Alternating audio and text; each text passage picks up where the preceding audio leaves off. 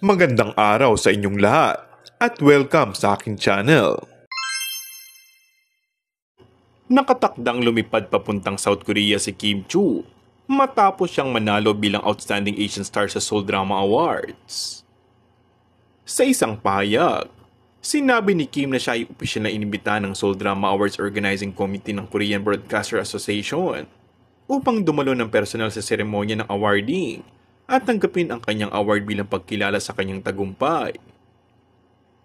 Si Kim Chu ang nanguna, kasama si Paolo Avellino na nakakuha rin ng mataas na boto. May mga nagsasabi na baka kasama nito si Paolo upang tanggapin ang nasabing award. Sa kanyang pagbisita sa South Korea, inaasahang makakaharap ni Kim ang kapwa niya artista mula sa iba't ibang bahagi ng bansa at ito rin ay isang pagkakataon upang ipakita ang husay ng mga Pilipino sa larangan ng entertainment. Ang Seoul Drama Awards ay isang mahalagang kaganapan na nagtatampo sa mga natatanging produksyon sa Asia at ang pagkilala kay Kim ay nagbibigay din sa kanyang kontribusyon sa industriyang ito. Kung bago ka lang sa aking channel ay mag-subscribe at pindutin na rin ang notification bell. Maraming salamat!